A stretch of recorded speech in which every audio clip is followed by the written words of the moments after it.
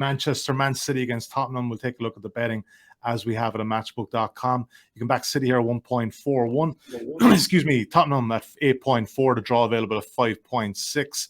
Tottenham getting a goal and a half start at 1.9. That's not a bad bet, I would suggest. Three and a quarter is the total. That seemed like a high goal line as well. I was shaded towards the under there at 1.84. Mark O'Hare, I've already kind of given the game away. Spurs at the moment, like watching them midweek again, I thought they battled through. Didn't play well against Marseille, but 1-2-0, kind of comfortable enough with the extra man there helps as well.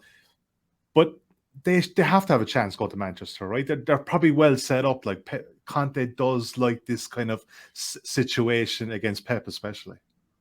Oh yeah, 100%. And I think if you're looking for Man City's main title challengers right now, with Liverpool clearly not convincing, you have to say Spurs are right in the mix, and they've picked up the most points outside of the big two since Conte was appointed.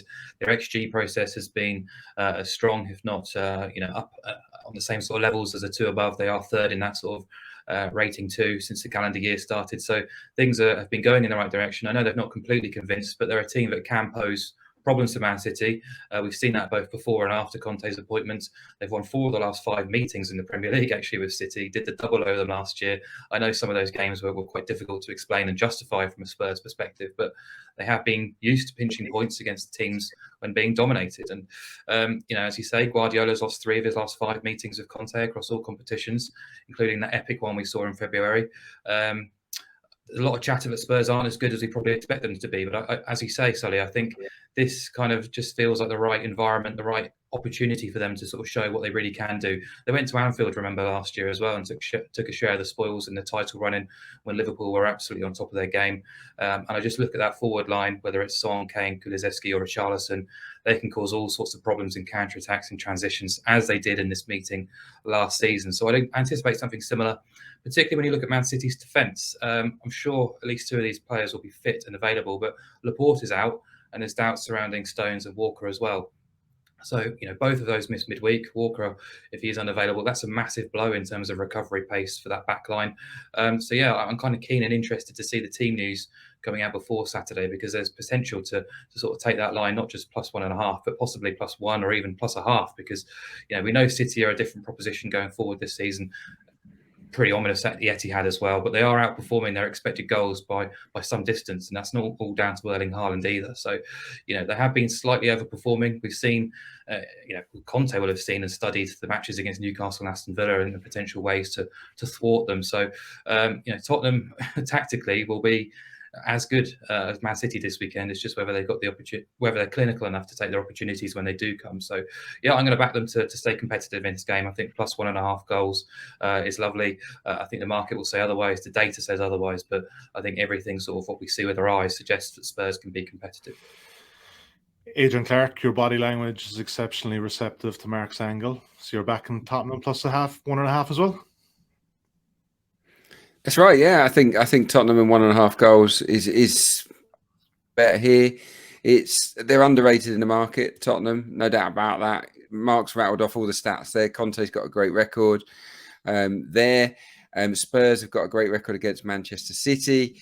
What I would say to sort of be on the other side is that City have won 7 straight games at home and they've scored at least 3 in all of them. So to stay competitive, Spurs might need to get a couple of goals, but you wouldn't write them off of doing that, would you?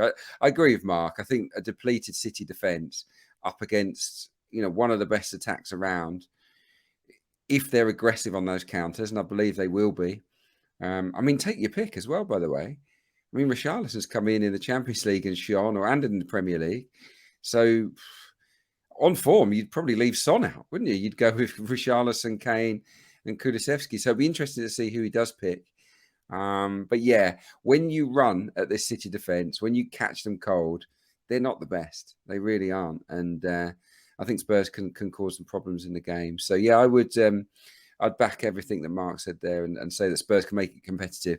I don't necessarily think they'll win the game, but they're capable of running City pretty close, in my opinion. Miguel, you're coming at it from a slightly different angle here. You fancy both teams to score at 178. What's the kind of thought process here? Well, just looking primarily to last season's game, and also a previous Conte game against Pep Guardiola. In fact, his first, which is the same scoreline, is actually it wasn't exactly the same, but similar sort of situation as the February game, which is when Chelsea beat City 3-1 in December 2016. And again, it just seems to follow this pattern where, I mean, it ties into what some of the lads have been saying, and that Spurs haven't been that convincing this season, but still picking up results. But I think part of that is because of the kind of tonal shift in how they play, where it still suits.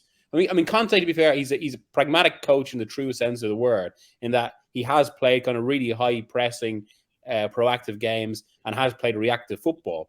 With this Spurs team right now, it seems like it's a bit of a hybrid, but that they're actually at their best when the other team is at the front foot and they can counter.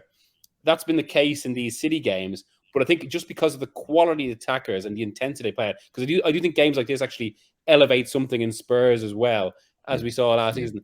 I think because of that, it'll just be a high quality, high application game where both attacks score. But I think it's almost law of averages. It just puts me off going for a Spurs win again, because surely Conte can't keep doing it to Guardiola, and Guardiola will come up with something different that just tweaks it slightly. And Haaland does present something different in that regard. Yeah. But it's why I feel it's a bit safer maybe for both teams to score. Yeah, Pep's never lost 3 straight games in a row in the league to anyone in his entire career. Yeah. So Spurs are sort of chasing a little bit of history here. Yeah, it'd be some feat. It really would. But I suppose the only thing slightly similar to that is he did lose 3 games in all competitions to Tuchel, didn't he? But then in the very next game against Tuchel, after he lost the Champions League final, when there was all this big thing made out of it, he actually completely tactically killed Tuchel in a 1-0 win at Stamford Bridge last season. So as you say, you'd have to think Pep will just come up with something different. Yeah, we'll get to Tuchel in a while, but he still won the big one, of course, in that kind of battle between the two of them. All right, I think Spurs plus 1.5 at 1.9 is the general consensus here. Don't dislike both teams to score here, but I can see Spurs personally putting it up to the City. And again, look, if they lose by 1 goal, we get full payment, so can't say fair